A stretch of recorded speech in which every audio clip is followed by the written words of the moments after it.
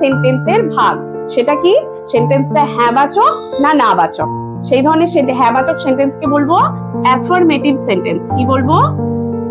Affirmative sentence.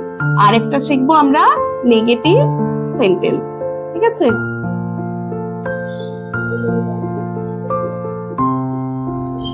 Affirmative সেন্টেন্সকে আবার positive সেন্টেন্সও বলা হয়। কি বলা হয়? Positive sentence. পজিটিভ সেন্টেন্স হচ্ছে, দেখো নাম শুনেই বুঝতে পারছো পজিটিভ মানে কি? হ্যাঁ বাচক। অ্যাফার্মেটিভ সেন্টেন্স অথবা পজিটিভ সেন্টেন্স, এটার বাংলাটা কি? হ্যাঁ বাচক সেন্টেন্স। হ্যাঁ বাচক। আর নেগেটিভ মিন্স না বাচক। দেখো বাংলাটা বা নামটা শুনে তোমরা বুঝতে পারছো, এটা হচ্ছে হ্যাঁ থাকবে, হ্যাঁ বলে আবার উল্লেখ করা থাকবে না, মানে ওখানে নেগেটিভ থাকবে না, নো বা না থাকবে না, আর নেগেটিভে কি? না থাকবে। ঠিক আছে? যেমন এটাকে কি ধরনের সেন্টেন্স বলবো? অ্যাফার্মেটিভ সেন্টেন্স বলবো। এর মধ্যে কি কোনো নেগেটিভ কিছু আছে? দেখো নো বা নট এই ধরনের কিছু আছে না, এটা হচ্ছে অ্যাফার্মেটিভ সেন্টেন্স। তোমরা আজকে শিখবে এই অ্যাফার্মেটিভ থেকে কিভাবে নেগেটিভ করতে হয়, না বাচক করতে হয়। না বাচক কি করে করব? রামবাবু হন একজন সম্মানীয় ব্যক্তি, রামবাবু হন না একজন সম্মানীয় ব্যক্তি। হয়ে গেল নেগেটিভ।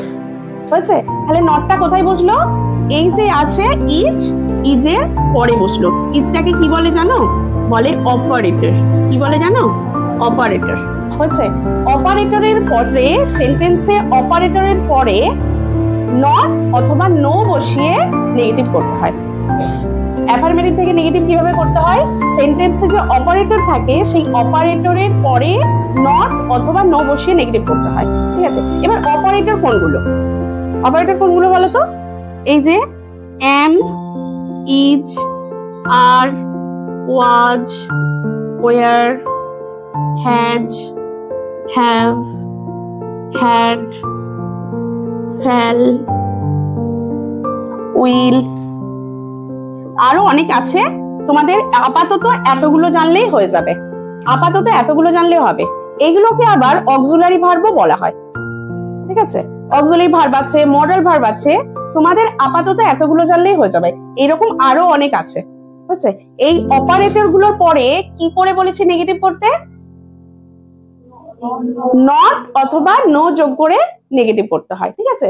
যেমন Rambabu is an honourable person, Rambabu is the operator, এরপরে is not an honourable person, তাহলে নেগেটিভ হয়ে গেল। ঠিক আছে? করতে পারবে? এবার দেখি কি বললাম, যে অপারেটরের পরে নো অথবা নট বসিয়ে নেগেটিভ হয়ে যায়, তাই তো? ইউ আর এ স্টুডেন্ট, এখানে অপারেটর কোনটা? আর। ইউ আর কি হয়ে যাবে তারপরে? You are not a student, ব্যাস নেগেটিভ হয়ে গেল। Next, I have a pen, এখানে অপারেটর কোনটা? হ্যাভ। হ্যাভ এর পরে কি বসবে? আই হ্যাভ নট পেন, এরকম হবে? I have not a pen এইরকম হয়? I have no pen, I have no pen, I have not a pen হয় না, I have no pen। হচ্ছে Ram can play well, Ram ভালো খেলতে পারে, এখানে অপারেটর কোনটা? ক্যান। ঠিক আছে?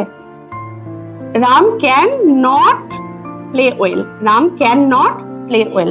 হয়েছে? I eat rice, এটাকে আমরা নেগেটিভ কিভাবে করব? এখানে এই সেন্টেন্সগুলো কি করেছিলাম? অপারেটর পরে নট বা নো বসিয়ে আমরা নেগেটিভ করে দিয়েছিলাম। আই ইট রাইস, আমি ভাত খাই, এটাকে কিভাবে নেগেটিভ করব? এখানে কি কোনো অপারেটর আছে? এখানে ইটটা হচ্ছে মূল ভার্ব বা ফাইনাইট ভার্ব, এটা অপারেটর না। ইটটা হচ্ছে ফাইনাইট ভার্ব, এটা অপারেটর নয়। তাহলে যেখানে অপারেটর নেই সেখানে আমরা কিভাবে নেগেটিভ করব? হ্যাঁ, যেখানে অপারেটর নেই, যেখানে অপারেটর আছে অপারেটরের পরে নট বা নো বসিয়ে আমি নেগেটিভ করে ফেললাম। এখানে তো অপারেটর নেই, তাহলে আমি কিভাবে করব?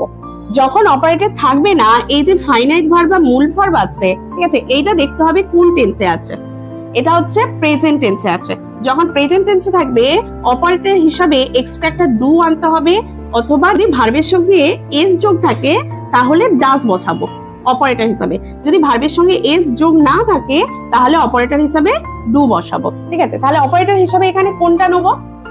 Do. I do not. Not বা নো কখনো একা একা বসে না, ওরা কখনো একা একা বসে না, ওরা কাউকে নিয়ে বসে, কোনো অপারেটরকে নিয়ে বসে।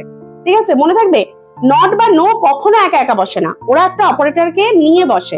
যেখানে অপারেটর ছিল অপারেটরের পরে গিয়ে বসে পড়েছে, কিন্তু এখানে তো অপারেটর নেই, তো ওই জন্য একটা অপারেটর আমাদেরকে আনতে হবে। সেটা কি আনবো? যখন প্রেজেন্ট টেন্সে থাকবে ডু বা ডাজ আনবো। এবার ডু আনবো না ডাজ আনবো? কোথায় ডু আনবো, কোথায় ডাজ আনবো? যখন ভার্বের সাথে এস যোগ থাকবে তখন ডাজ অপারেটর আনবো, আর যখন ভার্বের সঙ্গে এস যোগ থাকবে না তখন ডু অপারেটর আনবো। এখানে তো এস যোগ ছিল না, তাই আমরা কি নিয়ে এলাম? Do operator. ডু এর পরে কি বসে গেল? নট। তারপর ইট রাইস, ইট রাইস, বুঝছে?